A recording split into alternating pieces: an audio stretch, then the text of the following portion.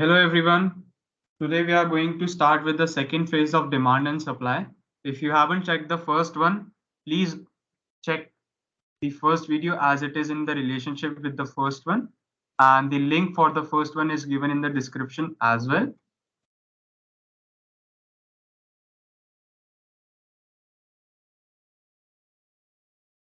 So yeah, now what is the changes in market mechanism? So as you can see in the first graph, we have a supply and a demand graph. This is the demand.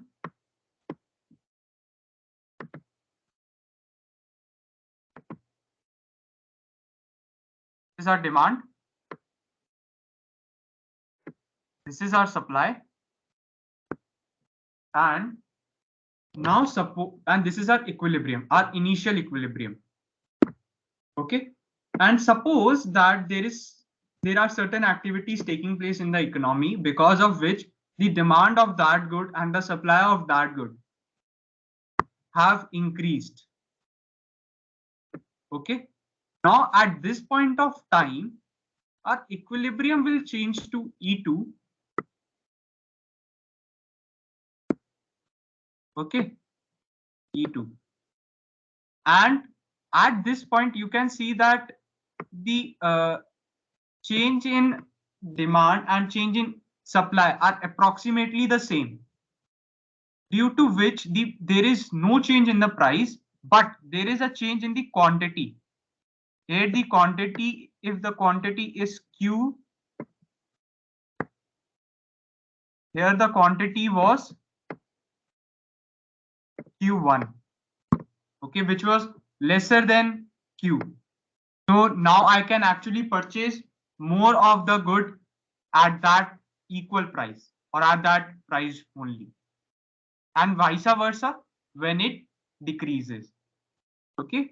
Now moving to that, if only the demand changes, if there is an increase only in the demand, then decrease in the demand will cause a change in the equilibrium from E to E1, which would initially also decrease the price and the quantity. And if there is an increase in the demand, which would cause an increase in price and increase in the quantity. Okay. Now suppose that if there is an decrease in the, an increase in the supply, an increase in supply would give us more of that good at a lower price. Okay. And if the supply decreases, we would be getting lesser product at a higher price. Okay. I hope this is clear. Now talking about the elasticity. Elasticity is actually the way to calculate the change and the change when a percentage increase is there in the price. So a percentage increase, so bookish definition for the elasticity would be the percentage change in one variable resulting from 1% increase in another. This is what we call elasticity. We also have a mathematical representation of elasticity. Say the elasticity of demand is to be calculated, which would be equal to the percentage change in the quantity demanded. Okay.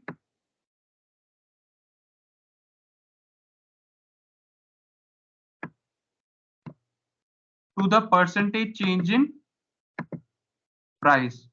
I'm so sorry for this bad drawing, but I'm just learning this new software. Yeah. So this is what would be the formula. That's how we can also calculate it numerically. Okay. So the percentage change in quantity demanded of a good resulting from 1% increase in the price. So this is what elasticity of demand, and this is how it could be calculated. If you get any numericals, you can solve it like this. Now demand curve, when a demand curve is a straight line, something like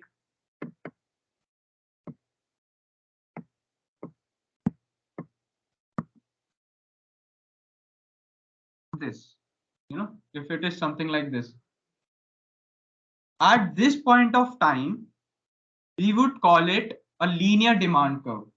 Okay, where at this price,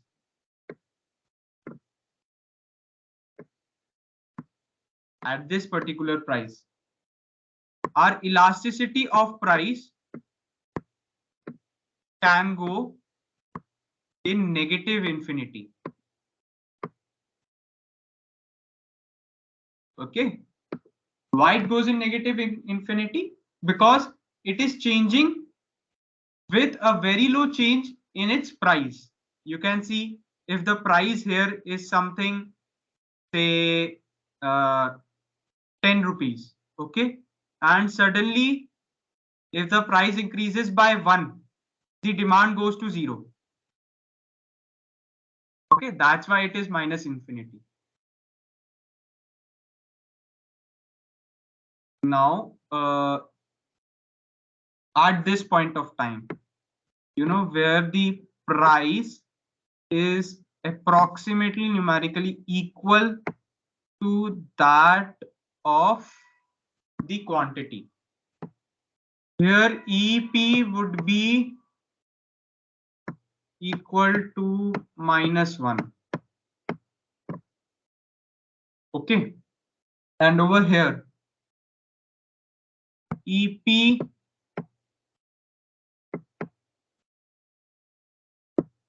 is equal to 0.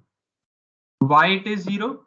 Because you can see that over here the price is very low, so the quantity demanded is very high, but no one would be selling for anything for 0. That's why it comes out to be 0.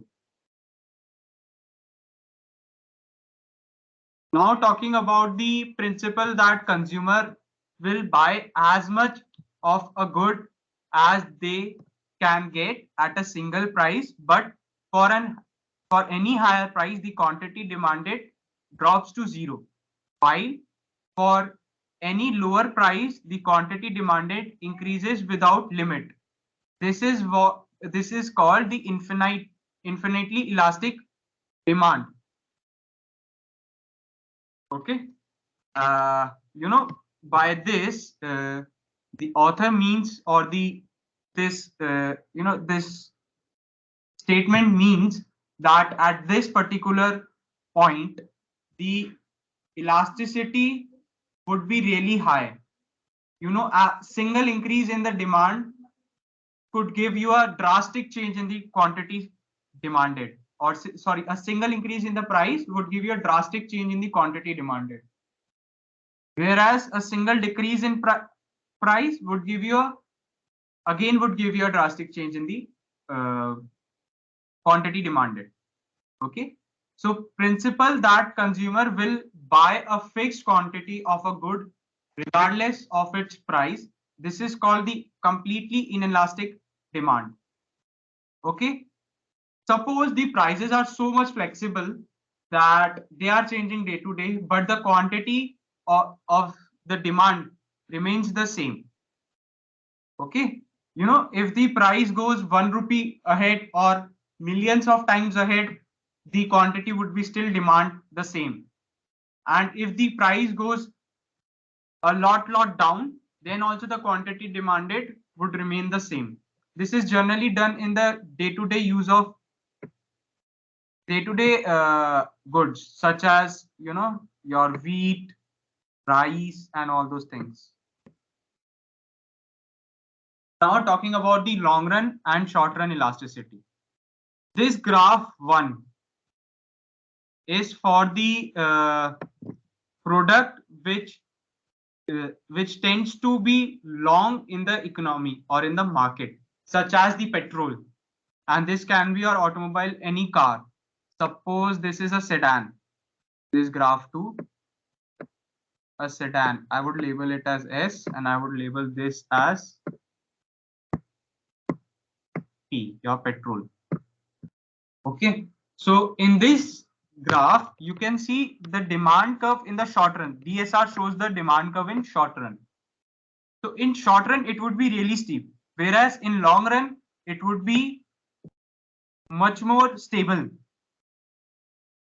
Okay, and this is because generally for these goods, the prices tends to change every now and then. But if you see it in a long-term basis, it seems to be the same. Suppose the price of a of petrol in 1990 was somewhere around 70, and now it's somewhere around 100. Okay, there is just an increase of, you can say, 30 rupees over 30 years. Okay, whereas talking about last few months, petrol was 95. Okay, now it's 100. This is within time span of 12 months. Am I correct? Not even 12. So, okay, now moving to the sedan segment cars, which I compared it over here. Okay, suppose you were getting a sedan under 1 lakh rupees in 1990. Now you get it in 4 lakh minimum. Okay, this is again over 30 years. Whereas demand of a sedan car or the price of a sedan car 10 months ago or say 2 years ago must be somewhere around 3.8 or like that, which now comes out to be 4. This is within time span of 2 years, whereas this is within time span of 30 years. You can see the difference. Or this 3.8 might have been 4 only.